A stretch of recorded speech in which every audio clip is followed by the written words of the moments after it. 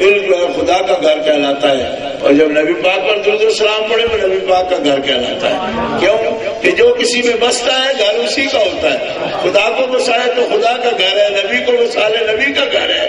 اسی لیے بزرگوں نے کہا ہے کہ مسجد ڈھا دے مندر ڈھا دے، جو ڈاندو ڈھا دے لیکن دل نہ ڈھائی، وہ اسی لیے کہتے ہیں کیوں کہ مسجد مدرسہ کیوں مقدس ہے کہ نہ گراؤ، اس لیے کہ اس میں خدا کی یاد ہوتی ہے۔ تو جو دل ہے جب وہ یاد کا مسکن بن جائے تو اس کا شرف اور مجد جو ہوتا ہے وہ مسجد اور مدرسہ کی طرح ہو جاتا ہے۔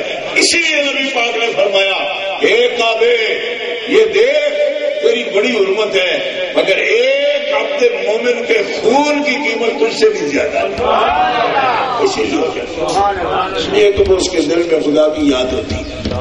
تو دوستو یہ حافظ صاحب سے میں یہ کہہ دوں گا کہ لوگ اپنے بزرگوں کے یا کسی کے نام پر بھی نام رکھتے ہیں، لیکن اس کا نام ہمارے مرشد گرامی کے نام پر رکھنا، دیوار پر بھی لکھ دینا یوسف عبداللہ منزل ہے، آپ کا اسم گرامی آپ کے نام نامی سے اس کو منسوخ کر دینا۔ اور وہ 22ویں شہزادے ہیں، یہاں جب گیلانی یا قادری نسبت کے لوگ آتے ہیں نا تو کئی اس شجرے میں دوسرے لوگ بھی آ جاتے ہیں، لیکن جب شجرہ آئے بغداد شریف سے تو اس کا کمال یہ ہے کہ اس میں کوئی دوسرا آدمی نہیں آتا، اس میں صرف آپ کی اولاد باقی آتی ہے، یعنی یہاں کے پیر جتنے بھی قادری ہیں نا ان کے شجروں میں کوئی دوسرا بھی آ سکتا ہے نام، لیکن وہاں جو اصل نقیب الاشراف ہے ان کے شجرے میں کوئی بھی دوسرا نہیں ہوتا، وہ صرف آپ کی اولاد پاک سے آتا ہے۔ آپ سے پہلے جو وہاں کے نقیب الاشراف تھے سید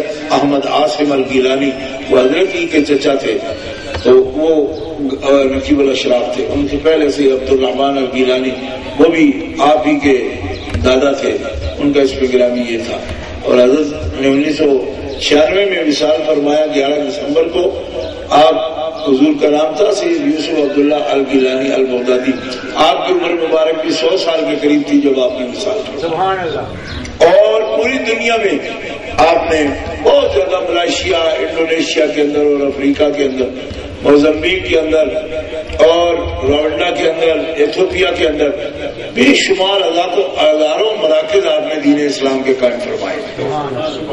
آپ کے وجود مسعود سے ہزار افراد نے دین اسلام کا نور پایا، ایسی ہستی تھے آپ، اور ایسے صاحب کشف کہ جب فقیر وہاں پہ حاضر ہوا تو میں گیا تھا 89 میں 89 کے اندر 89 میں بغداد شریف حاضر ہوا تھا، اور میں اس میں اپنی بات نہیں کہنا چاہتا، انہی کی کہتا ہوں۔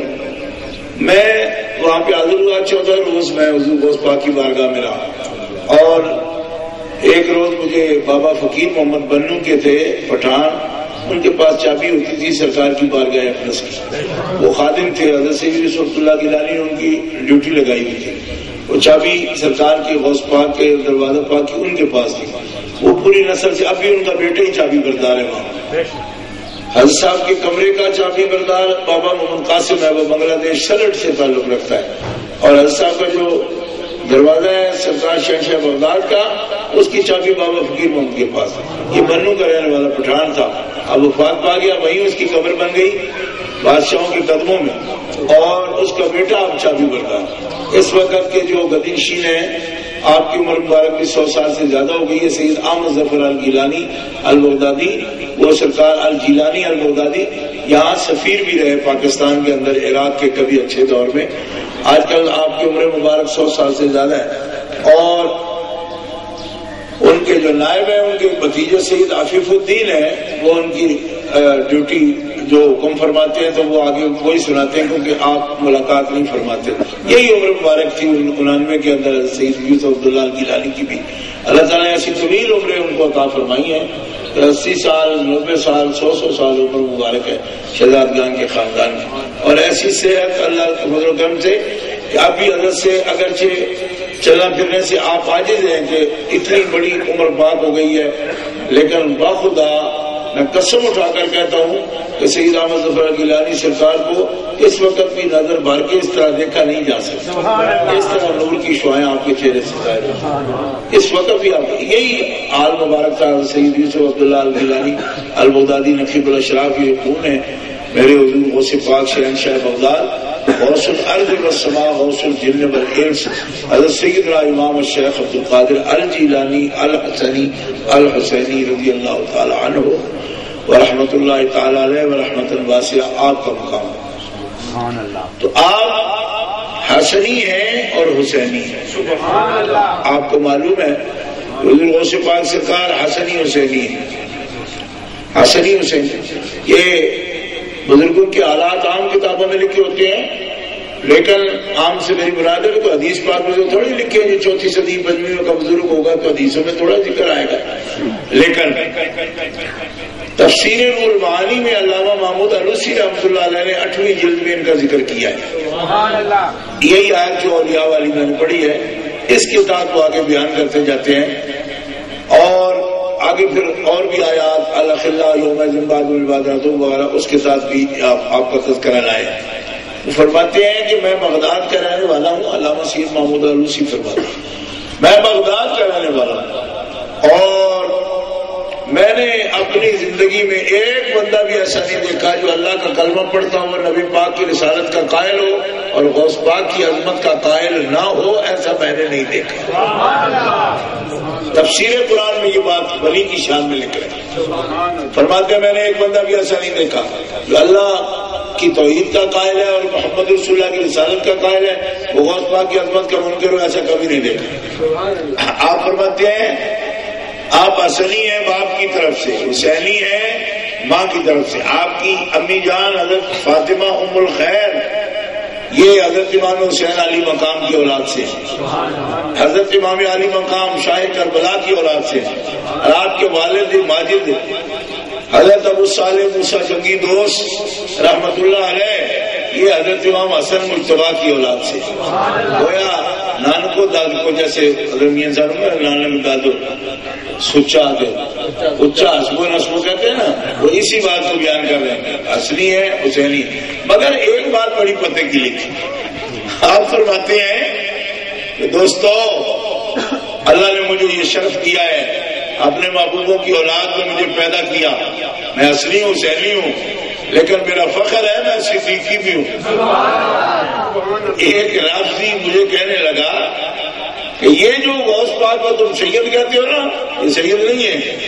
میں نے کہا اچھا بھائی بڑی پتے کی کوڑی لایا تو ہے، خواجہ غریب نواز جیسی ہستیاں تو ان کو سید مانتی ہیں، جو ایک نظر سے 90 لاکھ کو کلمہ پڑھاتی ہیں وہ تو ان کو سید مانتی ہیں، تیری آنکھوں کتنے پٹیاں گئی ہیں، جو ان کو نہیں پتا وہ تجھے پتا ہے وہ سید نہیں۔ کہتا نہیں تم مولوی ہو صرف صوفی تھوڑے ہو کہ تم دلیل ہی نہ پوچھو، تم تو مولوی ہو۔ میں نے کہا ہاں ہوں الحمدللہ۔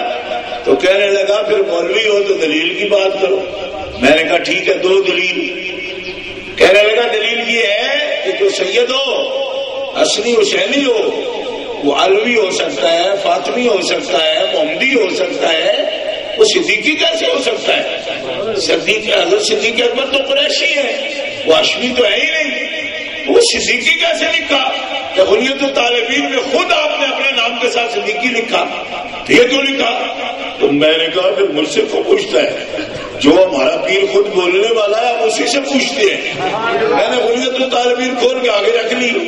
فرماتے ہیں میری ماں حسینیہ ہے، میں حسینی ہوں ماں کی طرف سے، باپ میرا حسنی ہے، میں حسنی ہوں اپنے باپ کی طرف سے، لیکن میری دادی فاطمہ میری جدہ وہ حضرت قاسم بن محمد بن ابی بکر کی پوتی ہے، ابو بکر صدیق کا خون ہے، تو میری دادی کا دودھ پیا اور جنے ہوئے ہیں۔ میرے باپ تو جب دادی حضرت ابو بکر صدیق کی نسل سے ہے اس نسبت سے میں صدیق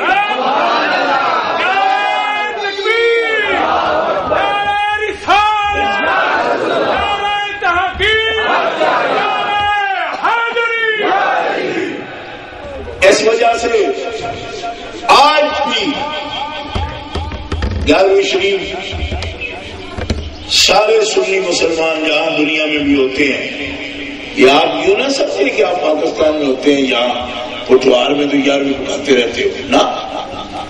میں کیپ ٹاؤن گیا تھا، میں نے آپ کو کئی دفعہ بتایا، ساؤتھ افریقہ میں، اور بالکل اکیلا میں ٹیکسی پر گیا، وہاں کیپ ٹاؤن کی بندرگاہ پر ایسے گھوم رہا تھا میں، بالکل اکیلا، کوئی بندہ واقف نہیں میرا وہاں۔ تو ایک آدمی میرے پاس آیا، مجھے کہنے لگا آپ مولوی ہو؟ میں نے کہا یوں ہی سمجھ لو۔ تھوڑی دیر ویسے مجھے دیکھا، پھر کہا سید ہو؟ میں نے کہا تم کوئی نجومی ہو؟ تم کیا بڑا ہو، تم آپ کو بھی تو کچھ بتاؤ۔ کہنے لگا نہیں بس ایسے مجھے لگتا ہے۔ میں نے کہا لگتا ہے تو بات کر۔ کہنے لگا ایک مہربانی کر، ایک مولوی صاحب سے بات کی تھی، وہ آئے نہیں۔ میرا گھر یہ سامنے بیچ پر ساحل کے اوپر بڑے مہنگے گھر ہوتے ہیں وہاں، آپ کو پتہ ہے سمندر کے بالکل کنارے، بڑا محل اس کا۔ کہہ رہا کہ یہ میرا محلہ ہے سامنے، اور وقت بیتا جا رہا ہے، میں خاص وقت پر بس باقی گرمی کا ختم رکھتا ہوں، مولوی صاحب آئے نہیں تو لگتا اچھا ہے کچھ کر لو گے تم، اگر ایسے ہی ہے جیسے میرا اندازہ ہے چلو میرے گھر میں گرمی شروع ختم۔ اب یقین کرو میری آنکھوں میں آنسو آ گئے۔ میں نے کہا میں تو بڑا ریلیکس ہو کے آیا تھا، کوئی مجھے پہچان ہی نہیں رہا، اور 11ویں والے تیرو پہچانا نہ آئے تھے، تیرے مسکینہ نو ہر جگہ ہی پہچانے۔ اس کے گھر کے اندر جب داخل ہوئے تو خدا جھوٹ نہ بلوائے، ہمارے آپ سب کو اللہ نے بڑے بڑے اچھے مکان دیے ہیں، ہم بھی اچھے میں رہتے ہیں، مگر یقین کرو کئی ایکڑ میں اس کا محل، آگے سمندر پر اور پیچھے دور تک سیل کے اندر بڑا کوئی ایک بگے برابر تو صرف نہانے والا سوئمنگ پول بنا ہوا۔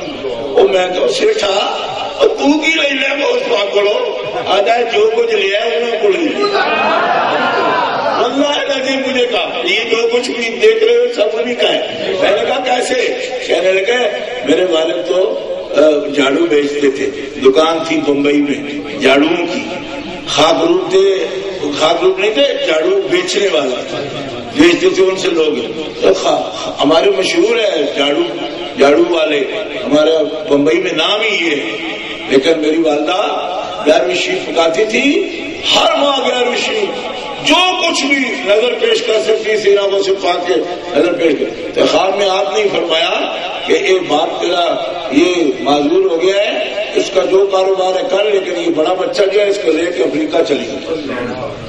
اسی وقت میری امی نے مجھے لیا، میرا ماموں ساتھ تھا، میں لے کے افریقہ آ گئے، پتہ بھی نہیں چلا، میں تو عام کاروباری کرتا تھا، لیکن اللہ نے ایسا رنگ لگایا کہ 11ویں شریف کی برکت سے ہی آج اس شہر کا سب سے بڑا میں تاجر بن گیا، اور میں 11ویں شریف جیسے دیتا تھا ایسے ہی آج بھی دے رہا ہوں۔ تو پھر عجب کہانی تھی ہے، کیونکہ میں تو یہاں سے ٹکٹ کے اپنے لے کے خود گیا تھا، 2500 روپے کا اس وقت ٹکٹ آیا تھا، آج سے 20 سال پہلے۔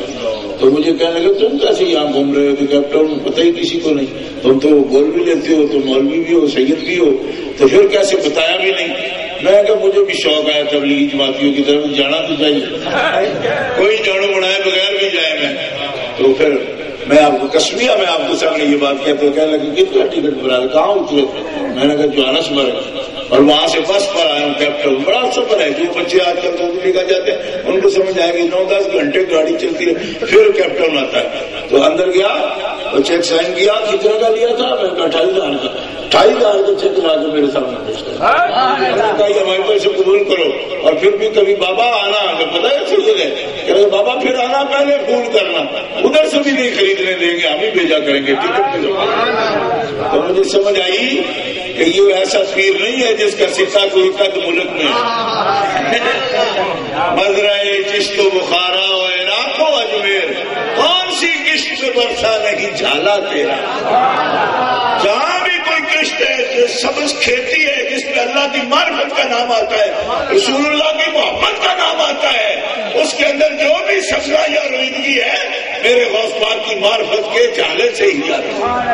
آپ کا جالا برستا ہے تو پھر رحمت کے انوار وہاں پیدا ہوتا ہے۔ ایسی ہے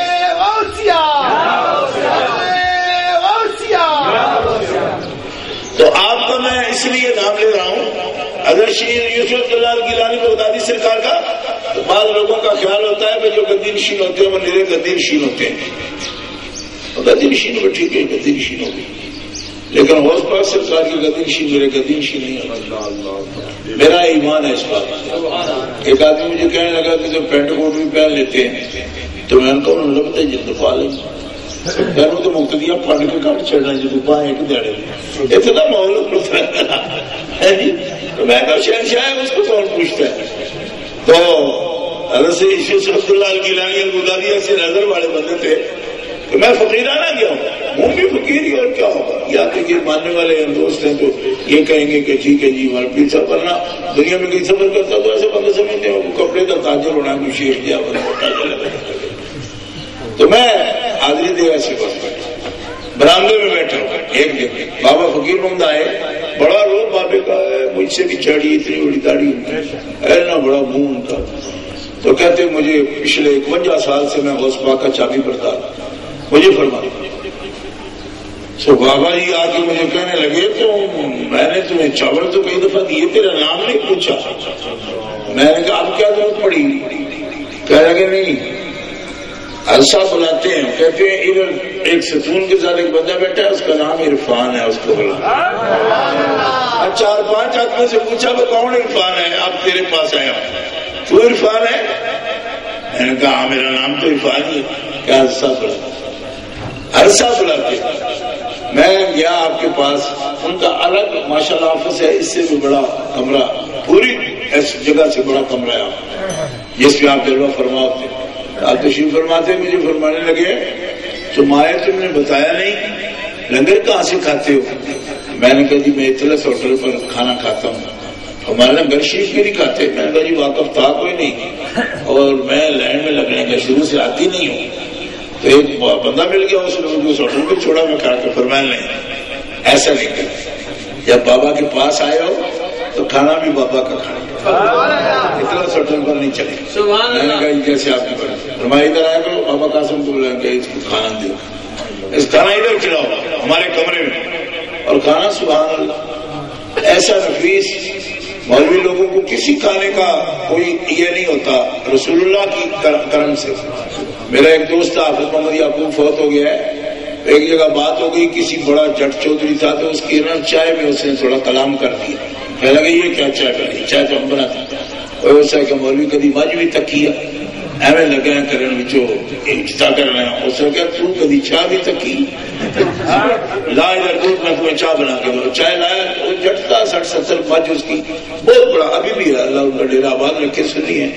تو وہ چائے لے آیا, دودھ لے آیا, حافظ صاحب نے اتنی بدی ڈالی, 5-6 ابالے دیے, اس کو پلاتا ہے. ہاں واقعی یہ تو کوئی چیز بن گئی. کوئی افسوس تو آنوں کی میں بتا چاہ میں یہ بڑھائی نہیں. انہوں نے آ کے روز اوڑمیاں جو کھانے ہیں, کبھی اپنے گھر کھاتے ہیں, ہر روز ہے تو مسکین. لیکن سرکار کی نگاہ کرم کا صدقہ شاید مغل بادشاہوں نے بھی کھانے نہ کھائے ہوں جو سرکار کے غلام کھاتے ہیں, ہر روز کھاتے, کیونکہ حضور کی محفل میں کھاتے ہیں. تو وہ ان کو جتنا ذائقے کا پتا کسی کو پتا بھی نہیں ہوتا تو کیا کھا رہے ہیں. تو یہ اللہ اور اس کے رسول کا کرم. لوگوں کو کھانے کا پرابلم ہو جاتا ہے, کھانا ملتا نہیں, اور جو سرکار کی غلامی میں آ جاتے ہیں ان کا پرابلم یہ ہوتا ہے ڈاکٹر کہتے ہیں گھٹ کھایا کرو مرو گے نہیں جب. لوگ اس بات پہ ترس رہے ہیں کھانا ملتا نہیں, لیکن ان کو کیا ہے صرف نام ہی تو لیتے ہیں. غلامی میں پتہ نہیں کتنی درجہ کوئی ہے یا نہیں, صرف نام لینے کی برکت ہے. کوئی بھی بھوکا نہیں ہے اللہ کا, جو جس سطح پر بھی لے رہا ہے بھوکا نہیں ہے. اور یقین کرو بعض دفعہ میں سوچتا رہتا ہوں یہ کیا سلسلہ ہے. سلسلہ ہی یہ ہے ان کے ناموں میں اللہ نے یہ عظمت رکھی ہے, ان کے نام میں یہ عظمت اللہ تعالیٰ جل شانہ میں رکھی ہے. اور میں آج لطف کی بات سنا, بعض نعت خان ہیں یہاں بھی بڑے بڑے آبدار نعتیں پڑھنے والے. میں اندر تھا تو آواز سنو, میں نے 2-3 مرتبہ پوچھا بھائی کون نعت پڑھ رہا, بڑی اچھی نعت پڑھتا ہے. حافظ صاحب پڑھ رہے تھے سادہ صاحب, تو سوئی منیر صاحب خدمت پیش کر رہے, ادھر حافظ صاحب خدمت پیش کر رہے, عالیہ پیش کر رہے. ایک دفعہ ایک آدمی مجھے کہنے لگا یہ کیا راز ہے جی, وہ اچھا پڑھنے والا بھی ہو تو شاید نہیں ہے. لوگ یہ کوئی پارٹی بازی ہوتی ہے کہ کوئی خاص بندہ آ جائے تو اس کے لیے خدمت کرتے. میں نے کہا نہیں, پارٹی بازی نہیں ہوتی. جو خاص نوکری میں آتا ہے نا ملازمت میں, تو سائیاں بھی پتا ہوتا. میں ایک دفعہ داتا صاحب رحمۃ اللہ علیہ بیٹھا ہوا تھا, اس شریف پر محفل سما میں میں جا کر بیٹھتا ہوں. میں بیٹھا ہوا تھا. نصرت فتح علی خان کو تو آپ سب جانتے، بڑا قوال تھا. اس کو اتنے ہدیے نہیں پیش کیے گئے. ایک بوڑھا سا قوال اور ٹوٹا ہوا ہارمونیا، اس کا تو بیٹھ کر پڑھ رہا تھا داتا داتا داتا، اور کچھ بھی نہیں کہہ رہا، صرف داتا داتا، آگے پیچھے لفظ نہیں کوئی. تو وہاں ایک چودھری صاحب ہیں، ذوالفقار نام ہے، شاید لاہور میں آپ کم جاتے ہیں لیکن لاہور والے سب ان کو جانتے ہیں. ڈسٹرکٹ کونسل کا وہاں چیئرمین بھی رہا، 2 دفعہ MLA بھی رہا ذوالفقار. اس کی خاص ڈیوٹی ہوتی ہے سماج شریف پر. 2 بوریاں ہدیے کی، نوٹوں کی 2 بوریاں وہ ٹوٹے ہارمونیم والے کو پیش کرنے. ایک لفظ بھی آگے پیچھے نہیں بولا. تو میں نے کہا چودھری ذوالفقار ہے یہ کیا؟ وہ کہنے لگا جی سانو ترزا لڑکی اچھا سے دینا داتا دے منہ وہ نہ لینا رہا پیا. ترزا سنیا اور لاہور میں ترزا والے اور بڑے ترزوں پر بھی نہیں کر رہے. ہم تو دیکھ رہے ہیں کہ بڈھا آیا بھی دادا کے گھر پہ اور دادا دادا کیے جا رہے ہیں، تو ہمیں صرف دادا کے نام سے کام کرتے ہیں. نعرہ تکبیر، نعرہ رسالت، نعرہ تحقیق، نعرہ حیدری، نعرہ غوثیہ. اور دیکھو جو بہت اچھا پڑھتے ہیں نا وہ گھر سے نکلتے ہیں تو ان کو اس کا مان بھی ہوتا ہے کہ ہم اچھا پڑھتے ہیں، اور جو بہت اچھا نہ پڑھ سکے اس کا تو سارا مان وہ نام ہی ہوتا ہے. یہ بھی غور کرو. پھر وہ بازی لے جاتا ہے. اللہ اکبر. یہ صرف اس ہدیے کی بات نہیں کر رہا جو پیسوں کی شکل میں کوئی دے یا کھانا کھلا دے یا اچھی عزت سے بٹھا دے نا. یہ ہدیے یہاں بھی اور قرآن اور حدیث میں لکھا ہے یہ ہدیے عشر کے دن بھی جس نے دل سے سچ کر اللہ کو مانا ہے. بلکہ آپ آئے ہو بیٹھے ہو اور یہاں پٹوار میں اور میرپور میں ایک پرابلم ہے کہ یہاں بندے ہیں تھوڑے، جتنے کوئی کام تیز چل پھر سکتے ہیں وہ سارے تو چلے گئے باہر. پہلی باری تو برطانیہ چلے گئے، اور جو وہاں نہیں امیگریشن ملی تو وہ سعودیہ چلے گئے یا دبئی چلے گئے. یہاں کم سے کم رہتے ہیں لوگ، لہذا ہم اس کو نہیں توڑتے وہ کتنے بندے آئے، کیونکہ یہ سوچنا چاہیے الیکشن والوں ہمارا تو فقیروں کا الیکشن نہیں ہو رہا. اگرچہ بعض فقیر اس کو بھی اب الیکشن بنائے پھرتے ہیں کہ تیرا بڑا ہوتا ہے ہمارا بڑا ہوتا ہے. سمجھ آئیے؟ میں کہ بڑے چھوٹے کی بات نہیں ہوتی. بلے شاہ فرماتے ہیں کہ کئی ہزاروں کے مجمع میں ایک بھی بندہ نہیں ہوتا، اور کہیں اکلا بیٹھا ہو پہاڑ کی چوٹی پر تو رب اس کو بھی سمجھتا ہے پوری امت بیٹھی ہوئی. بندے وہاں گنے نہیں جاتے رب کے ہاں. بات سمجھ نہیں آئی؟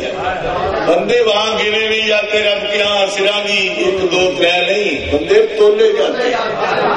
نہ نقیم یوم القیامت وزنا. جی سمجھ دو نا، بڑے بڑے بندے تولے ہی نہیں جائیں گے. کیوں؟ لگے تو وزن ہے ہی کوئی نہیں، کچھ بھی نہیں. جمہوریت میں بندے گنے جاتے ہیں. علامہ اقبال نے کہا جمہوریت وہ طرز سیاست ہے کہ جس میں بندوں کو گنا کرتے ہیں، تولا نہیں کرتے. جھوٹا ہے، سچا ہے، ماڑا ہے، چنگا ہے، کی ہو جائے کنٹوٹ ہے، مولوی ہے، امام ہے، جو ہے ووٹ ہے وہ پا سکتا ہے. فرمایا فقیروں کے ہاں یہ نہیں دیکھا جاتا 2 ہے 3 ہے 4 ہے 10 ہے 20 ہے. ہو سکتا ہے 20 اس طرف ہوں وہ کلے کو کہیں تو ہی نہ بھی بات دے. مقصد پلڑا تیرا بدنی کیوں؟ اس لیے کہ وہ عشق کے حساب سے بندے تولے جاتے ہیں. جتنا اس کے اندر درد ہے اتنا ہی اس کا وزن ہے. بات سمجھ آ رہی ہے؟ اس لیے مجموع وہ الیکشنوں کے مجموعوں کی طرح نہیں دیکھے جاتے جو صوفیاء کے لیے منائے جاتے ہیں.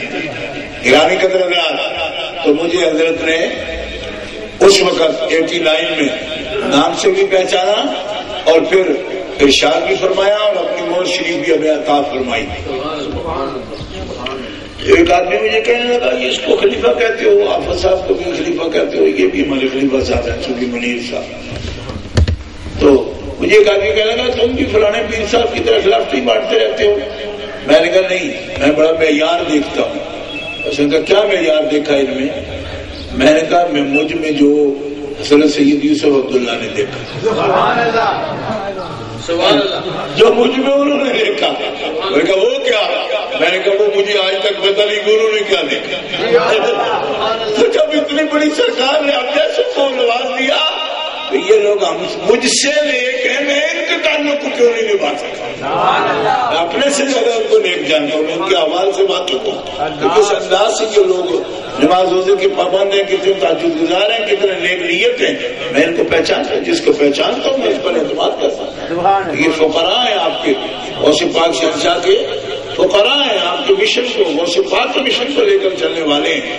اور انشاءاللہ ایک وقت آنے والا ہے کہ دشت و جبل انہی کے توسط سے انشاءاللہ غوث پاک سرکار کے ذکر پاک سے گونجتے رہیں گے، یا اس کی بنیاد بن جائیں گے اور بنیں گے. یہی تو بوٹیاں ہیں، کلمیں ہوتی ہیں، جب لگاتا ہے بندہ تو ایک درخت بنتا ہے. تو انشاءاللہ العزیز انہی سے اللہ پاک ان کے نام کے لیے خدمت لے گا اور آپ کے مسلک کے ڈنکے بج رہے ہیں، پہلے بھی آئندہ بھی بجیں گے، فقیرانہ طرز پر بھی چلیں گے اور سب ہوگا. حضرت سید یوسف اللہ الگیلانی البغدادی مجھے فرمانے لگے کہ دیکھو میں یہ بھی جانتا ہوں کہ تم نقشبندی پیر کے مرید ہو اپنے باپ کے، لیکن اگر میں تمہیں مہر دوں گا تو جس کو بھی بیعت کرنا ہمیشہ غوث پاک کے سلسلے میں کرنا. میں نے کہا جب یہ کہہ رہے ہیں تو آپ یہ نہیں جانتے کہ میں اس سلسلے میں بیعت کر ہی نہیں سکتا. کیوں کہ ہمارے پاکستان میں جو بڑا بیٹا ہوتا ہے اس کو گدی نشین بنائے گا. میں بڑا نہیں ہوں، میں ہوں تیسرے نمبر پر، 2 بھائی مجھ سے بڑے. تو کہنے لگا میں جانتا ہوں اسی لیے ضرورت ہے تیری دوسرے میں غوث پاک کا ہی نام لینا. یہ پوری بات مجھے فرمائی. میں رو رو کے برا میں کہا حضرت آپ کا ذمہ اور بابا ٹھیک ہے، جس بابا نے بٹھایا کچھ نہ کچھ تو بتاتا بھی ہے، ادھر جس بابا نے بٹھایا کچھ تو بتاتا بھی ہے کہ کیا کرنا ہے. میں کہا جی بس میں مان گیا، جتنی مولویت میں نے رکھی ہوئی تھی وہ دھو ڈالی، اب میں بھی فقیر ہی ہوں آپ کا، کیونکہ میں نے ایسا دیکھا ہی نہیں تھا. مولویت سے میری مراد خشک ملا ہے جو بالکل فقیر کے راستے میں بھی شک پیدا کرتا ہے، وہ ختم ہو گیا میرا. میں اس کے بعد کبھی نہیں میں شک میں پڑا، الحمدللہ کسی شہر کے بارے میں شک میں نہیں پڑتا. میں وسعت ایک ذہن میں اسی دن سے آئی جب میں نے یہ کرشمہ اپنی آنکھ سے دیکھا. میں خود اپنے کرشمہ دیکھا، اپنے آنکھ سے میں نے دیکھا، اپنے سامنے دیکھا، کیونکہ اس میں کوئی ملاوٹ والی بات نہیں. تو سنی بھائیوں ہم ان کی یاد بنا رہے ہیں. ایسی آنکھوں والی ہستی تھی وہ، ایسے پیار والی ہستی تھی وہ.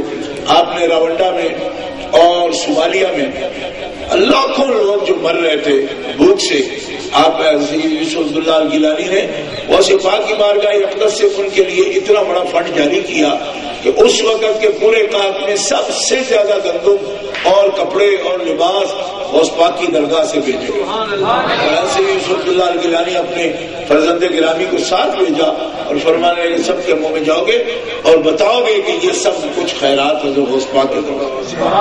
آپ اندازہ فرما رہے ہیں کہ ان کی نظریں پوری دنیا پر ہیں. غوث العالم ہے نا جی، بلکہ میں تو کہتا ہوں غوث العالمین ہے، غوث العالمین ہے. 10,000 عالم میں جہاں جہاں نبی پاک صلی اللہ علیہ وسلم کی نبوت کے لوگ اقرار کرتے ہیں وہاں میرے غوث الثقلین کی عظمت کے پھریرے ہیں. اور آپ کی بارگاہ میں اگر جا کے دیکھو گے انڈونیشیا، ملائیشیا، دنیا کا کوئی کونا، آسٹریلیا سے لے کر افریقہ تک ایسی جگہ آپ کو نہیں ملے گی جہاں سے لوگ جوگ در جوگ آپ کی خدمت میں حاضر نہ ہو رہے. تو آج بھی آپ کا فیضان جاری و ساری ہے. اور میں تو جب یہ نظام ہمارا چلا تو میں حیران تھا کہ بچپن میں یہ بچہ جو بیٹھا ہے نیلے کرتے والا، اتنی عمر تھی میری، بالکل چھوٹا عمر میں، تو میرے والد صاحب مجھے فرمانے لگے کہ کچھ مجھے سناؤ. میرے والد صاحب فرمایا کچھ سناؤ. تو میں نے کہا کہ یاد نہیں کیا سناؤں گا، اور جو آتا ہے سنا. تو مجھے یاد ہے کہ میں نے، میری بھوپی بھی بڑی نیک خاتون تھی، سیدہ تھی اور نیک خاتون تھی، وہ بھی تشریف فرما تھی. میرے والد صاحب اس طرح وہ چارپائی پہ بیٹھی تھی، والد صاحب ایک لکڑی کا بنا ہوا ہے مسلح بنا ہوا ہے، اس کے اوپر بیٹھے تھے، جانماز جس کو کہتے ہیں. آپ اس میں بیٹھے، میں کچھ سناؤ. تو میں نے کہا کچھ آتا نہیں خالد، میں جو بھی آتا سناؤ. تو میں نے بے ساختہ ایک ان کو اس وقت سنایا تھا کلام، اس میں بھی یہ تھا کہ میرا غوث اعظم پیر ہے، جنہیں بدل دیتی تقدیر ہے، میرا غوث اعظم پیر ہے۔ تو میرے والد صاحب اچھا جا پھر تیرا غوث اعظم پیر ہے، پورا سن کے نہ صرف اتنا اچھا جا تیرا غوث اعظم پوچھو، میں کہتا میرا غوث اعظم پیر، وہ کلام چلتا ہی اس طرح تھا، تو آپ میں اچھا جا تیرا غوث اعظم پیر۔ تو پھر میں نے پوچھا جی کیسے یہ فرمایا؟ فرمانے لگے میرے دادا، میرے والد، میرے دادا، میرے پردادا، لکھڑ دادا، ان کے والد، یعنی ہمارے بڑی خانقاہ جو ہے ہمارے گاؤں میں وہ سید جیوے شاہ رحمۃ اللہ علیہ کی، وہ ہمارے ساتویں دادا ہیں، اور وہ سید جیوے شاہ رحمۃ اللہ علیہ وہ اعلیٰ حضرت سیدنا فاضل الدین گیلانی سرکار بٹالہ، سرکار اعظم بٹالہ شریف، ان کے دست اقدس پر بیعت تھے 1150 ہجری میں۔